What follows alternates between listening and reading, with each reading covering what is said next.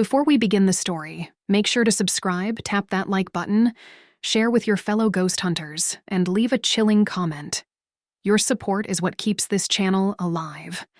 My sister was hiding behind the column, but when she sensed she wasn't alone and turned to look, everything suddenly went black.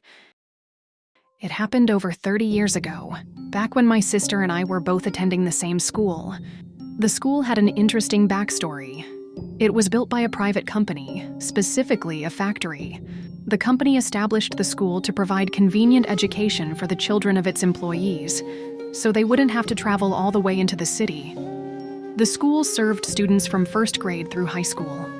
The building was modest, comprising just a few structures, one of which was a 2-story wooden structure with 6 classrooms on each floor.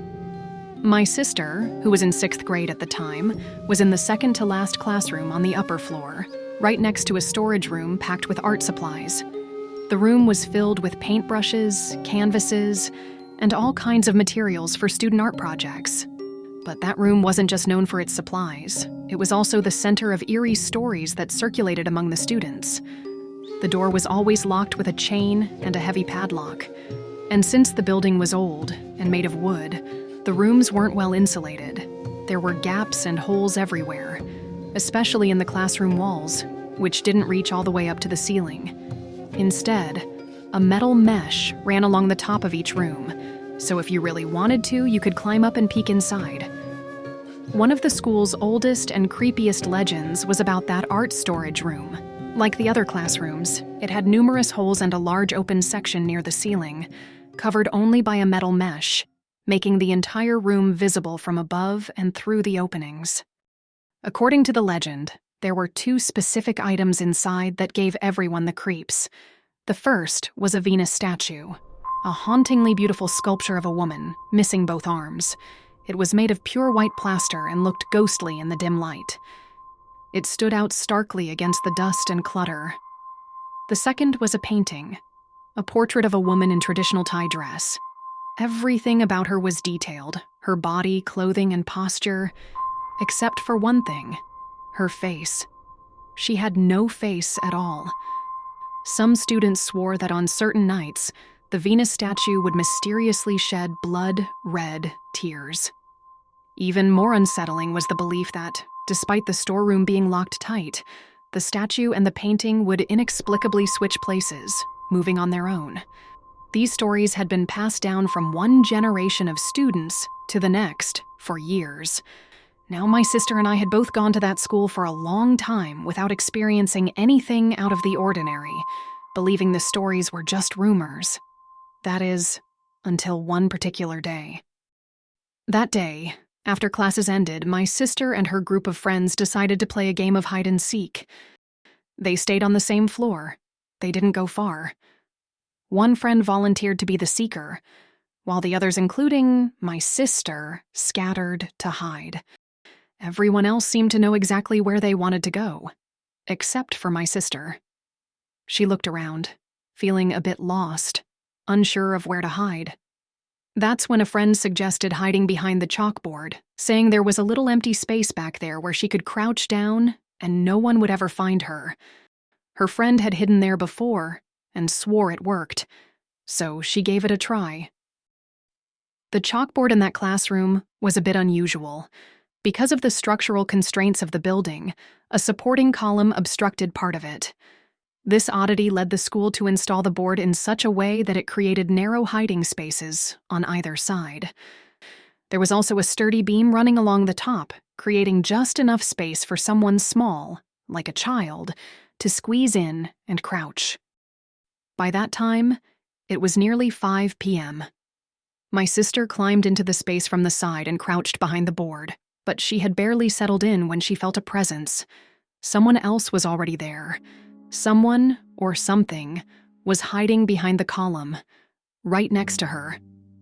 At that moment, my sister assumed it must be one of her friends who had also found the hiding spot. She decided to slowly inch farther inside to avoid being discovered. The area behind the blackboard was dark, and the early evening light made it hard to see anything clearly. As she got closer, she whispered to the person also hiding, "How long have you been hiding here?" but there was no response. just silence.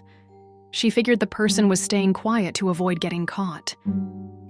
Gradually, her eyes adjusted to the darkness, and what she saw left her frozen in shock. Sitting there wasn't one of her friends. It was a woman, dressed in traditional Thai costume, slowly emerging from the shadows.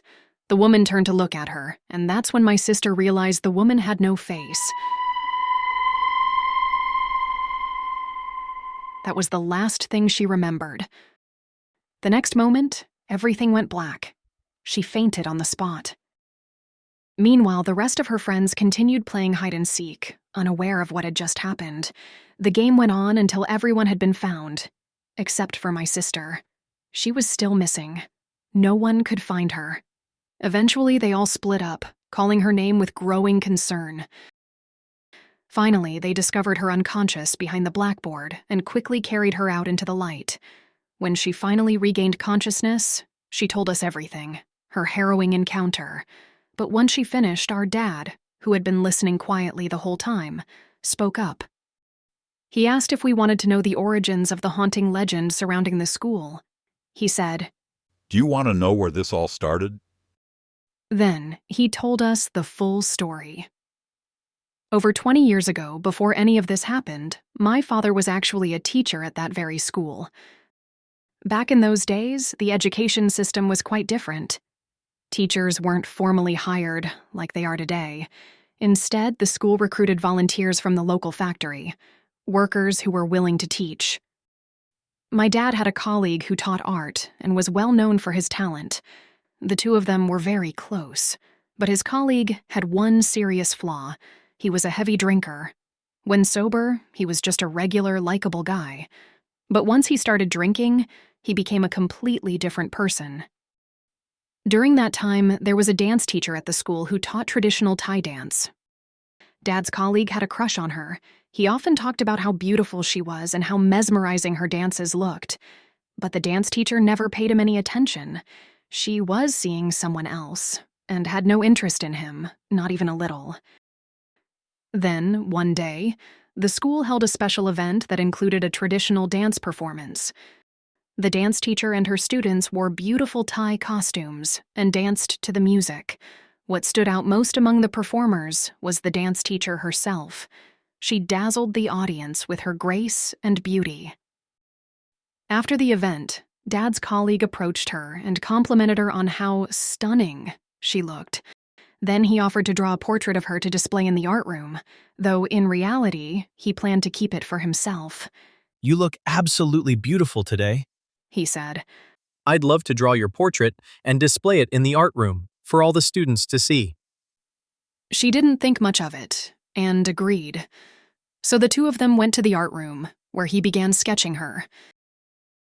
They spent a long time there, and as the hours passed, the atmosphere began to shift. He had drawn nearly everything, except for the face. All that was left were the facial details. But as time dragged on, the dance teacher began to grow increasingly uncomfortable. She could tell that my dad's colleague was drunk. His behavior was becoming erratic. She eventually told him she had something to do and needed to leave. That's when something terrible happened. In a drunken, jealous rage, the colleague attacked and killed her right there in the art room. And what he did next was even more horrifying. After her death, in a fit of madness, he slashed her face until it was completely unrecognizable, and then gouged out her eyes, placing them on top of the Venus statue that stood in the room. That's how the legend of the school and those two cursed art pieces began. The haunting tied to the portrait, and the statue that seemed to hold something far darker within them. My dad believed that the dance teacher's spirit had become bound to those art pieces, and that's what my sister encountered behind the blackboard. The old school building has since been demolished and replaced with a new concrete structure, but no one knows where the portrait or the Venus statue was taken, and no one knows whether the dance teacher's spirit is still trapped inside them. Sometimes I wonder, did she have no face because it had been mutilated beyond recognition? Or was it because my dad's colleague never finished drawing it?